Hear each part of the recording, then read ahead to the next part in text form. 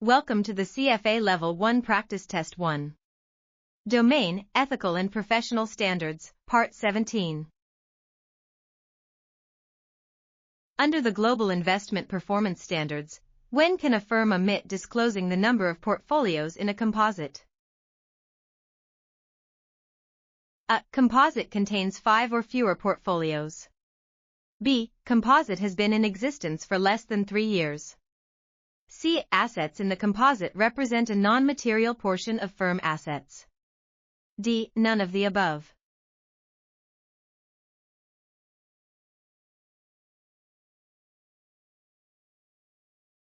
Answer is A. Composite contains 5 or fewer portfolios.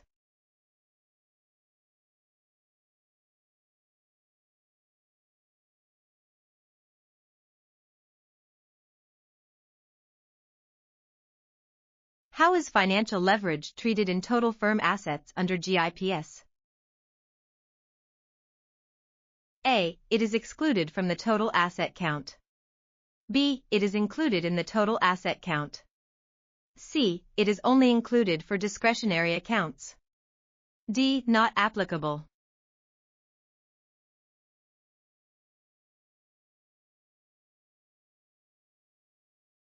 Answer is B. It is included in the total asset count.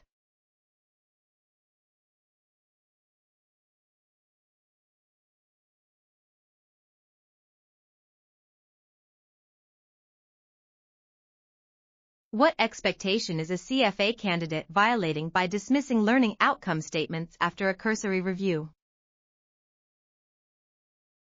A. Submitting curriculum errata from identified errors.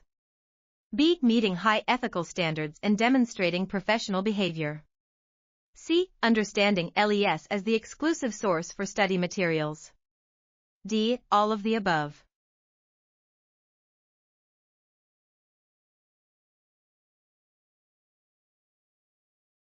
Answer is B. Meeting high ethical standards and demonstrating professional behavior.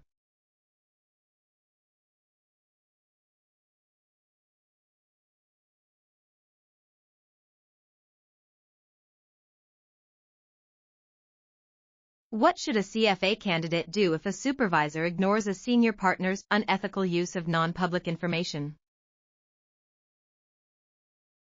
A. Report immediately to regulatory authorities as a whistleblower. B. Dissociate from unethical activity by removing their name or seeking a different assignment. C. Gather more evidence and inform the firm's legal counsel. D. Not applicable.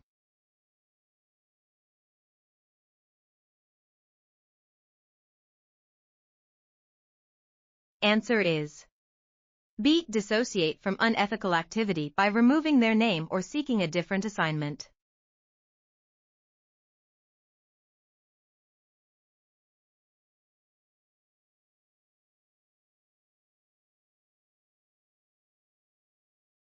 According to the CFA Code of Ethics, how must a portfolio manager assess risk-return of a sovereign debt issue?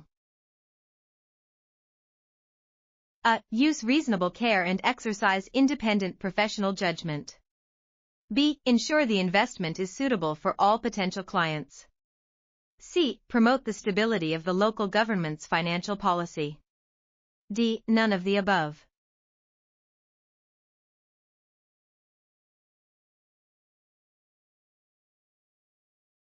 Answer is A. Use reasonable care and exercise independent professional judgment.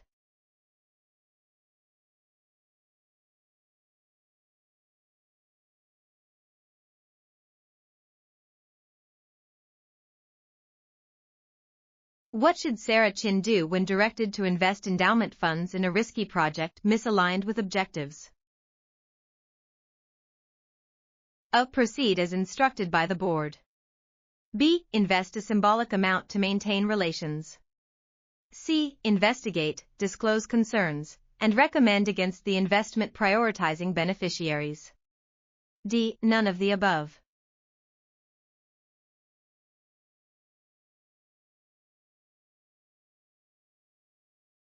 Answer is C. Investigate, disclose concerns, and recommend against the investment prioritizing beneficiaries.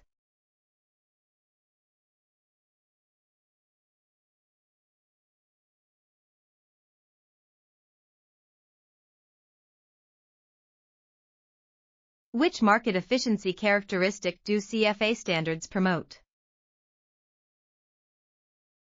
A. Investors interpret all information identically. B. Prices adjust to all public and non-public information. C. Security prices reflect publicly available information without distortion by material non-public information. D. None of the above.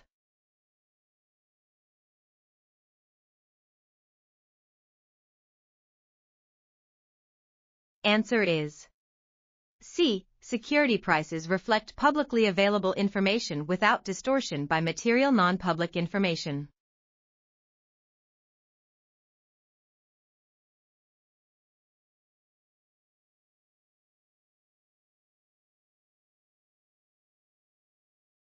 Which Sarah Chen's action regarding an IPO allocation violates CFA standards?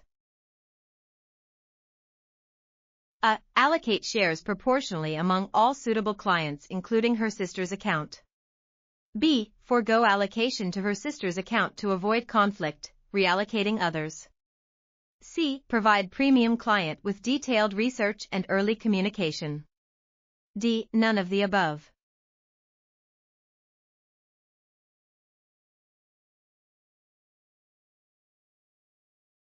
Answer is B. Forgo allocation to her sister's account to avoid conflict, reallocating others.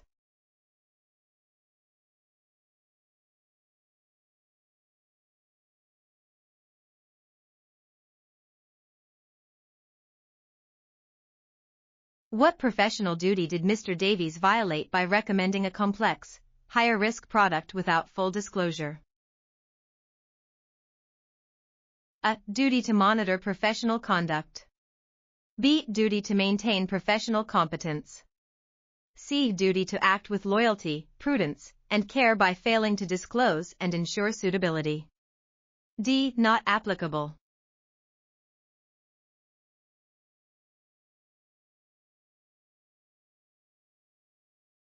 Answer is C. Duty to act with loyalty, prudence, and care by failing to disclose and ensure suitability.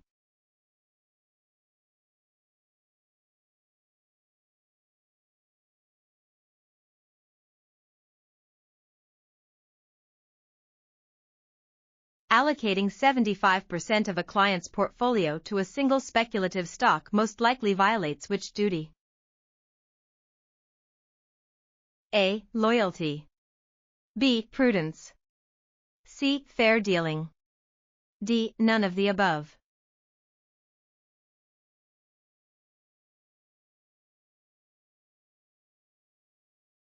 Answer is B. Prudence.